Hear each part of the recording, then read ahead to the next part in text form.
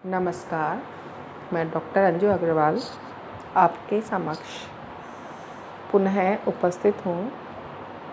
हम जयशंकर प्रसाद की कामायनी महाकाव्य के चिंता सर्ग की व्याख्याएं कर रहे हैं, महत्वपूर्ण व्याख्याएं कर रहे हैं।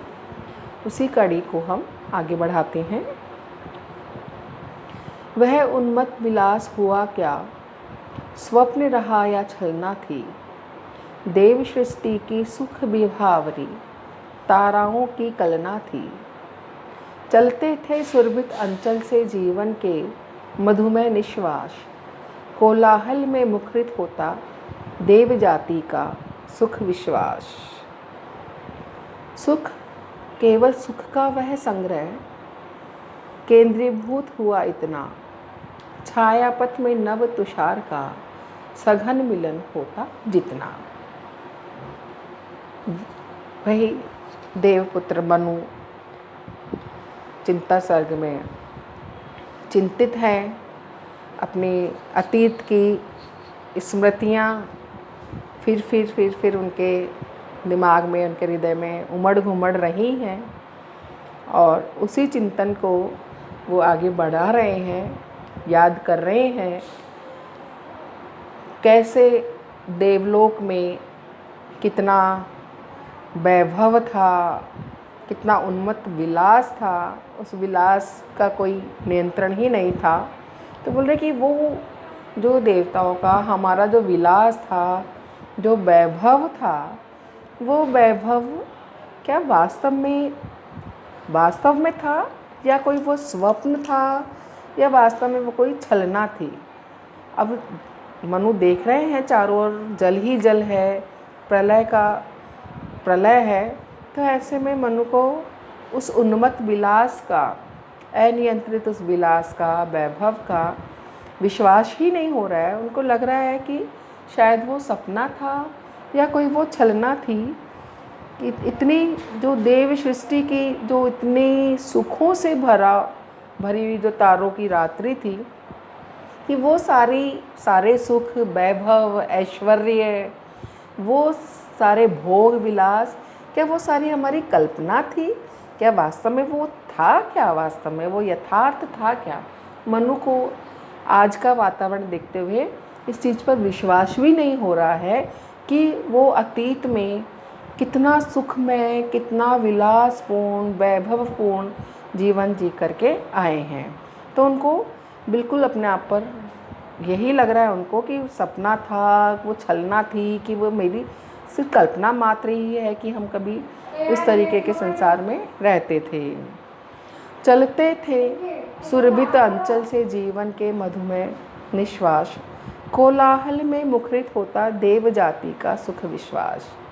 कि कैसे हम देव बालाओं के, देव कामनाएं, जो कामनियाँ थीं, उनके सुगंधित आंचल में रहते हुए जीवन का बहुत ही सुंदर जीवन, मधुमय जीवन जी रहे थे। उस खुशबू से परिपूर्ण उनके आंचलों में ही हमारा जीवन व्यतीत हो रहा था। लगता ही नहीं था कि हम इस सुंदर भोगविलासपूर्ण जीवन के अलावा भी कोई और चीज़ है। तो ये बोल रहे हैं कि इतना मधुमय सुरभित आंचलों में मादकतापूर्ण जो हम सुखों का अनुभव कर रहे थे, सुख भोग रहे थे, वो इतने सुंदर सुख, इतने सुंदर अनुभव, क्या वो सचमुच थे, कल्पना थी, या वो छलना थी? कि उस समय कोलाहल में मुखरित होता देव जाति का सुख विश्वास। कि ऐसे लगता था कि जो देवताओं का हमारा जो सुख है वो बिल्कुल निर्बाध है, उसका कोई, उसमें बाधा नहीं आ सकती, उसमें निरंतरता रहेगी, उसमें किसी प्रकार का इस तरीके का शोरगुल नहीं है कि वो कहीं से कुछ समाप्त भी हो सकता है। वो सारा कोलाहल सिर्फ वैभव और विलास का ही था, सारे सुख का था। उतना प्रगाढ़, इतना असीम सुख। तो हम अमर थे, तो उस सुख के स्थायी होने का भी हमको पूर्ण विश्वास था। वास्तव में वो सारा सुख ही मुखरित होता था, सुख मुखरित होता था, अर्थात उसके अंदर कोई डर नहीं था, कोई भय नहीं था। पूर्णतया हम निर्भय होकर के भोग विलास करते थे। कोलाहल में मुखरित होता देव जाति का सुख विश्वास, कि सुख के उस कोलाहल में ही हमें इतना हम भय मुक्त थे, इतना हमारा विश्वास था, इतना पूर्ण विश्वास था कि हमें कभी नहीं लगता था कि कुछ डर भय भी हो सकता है या इन सुखों का अंत इस प्रलय के रूप में हो सकता है। सुख केवल सुख का वह संग्रह केंद्रीभूत हुआ इतना, छाया पथ में नव तुषार का सघन मिलन होता जितना। और हमारा ये जो सुख है, देवताओं का जो सुख था, मनु सोच रहे हैं कि वो सुख और सिर्फ सुख, जिसमें दुख जैसा कोई शब्द ही नहीं है, उसका इतना संग्रह हो गया, वो इतना इकट्ठा हो गया, इतना एकत्रित हो गया, उस देवताओं को सुख के अलावा दूसरे किसी भाव का अनुभव ही नहीं था, एहसास ही नहीं था। और बाकी सारे जो एहसास हैं वो सब समाप्त हो गए थे।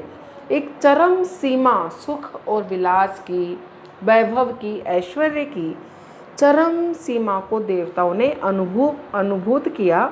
और उस सुख का इतना केंद्रीकरण हो गया, वो इतना इकट्ठा हो गया, इतना घनीभूत हो गया, जैसे कि छाया पथ में नव तुषार का सघन मिलन होता जितना।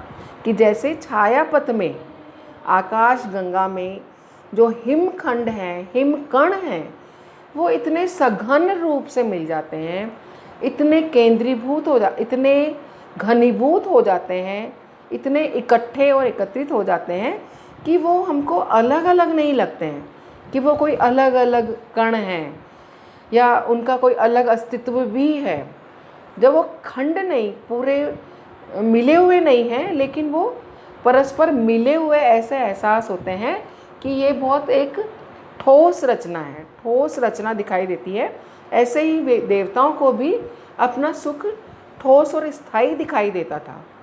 उन्होंने कभी इसके समाप्त होने, नष्ट होने के बारे में उनकी कल्पना ही नहीं थी, सोच ही नहीं थी।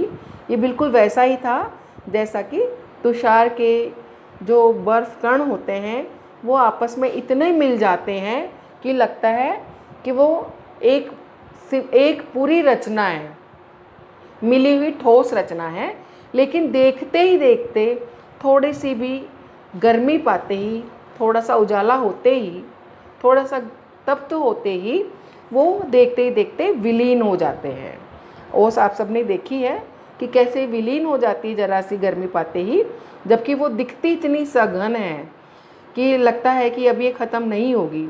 ऐसे ही देवताओं का सुख, वैभव, विलास से परिपूर्ण जीवन था, जो इतना घनीभूत उसमें ऐश्वर्य, आराम, भोग हो गए थे कि देवताओं को उनके स्थायित्व का पूर्ण भरोसा था कि हमारे ये सुख, या कह सकते हैं भरोसा क्या था, उन्होंने कभी इससे अलग हट करके किसी स्थिति की कल्पना ही नहीं की थी। लेकिन जैसे तुषार कण इकट्ठे होते हैं और देखते देखते विलीन हो जाते हैं, उसी प्रकार से देवताओं का वो वैभव, विलास, उनका ऐश्वर्य भी एकदम समाप्त हो गया, नष्ट हो गया, विध्वंस हो गया उसका।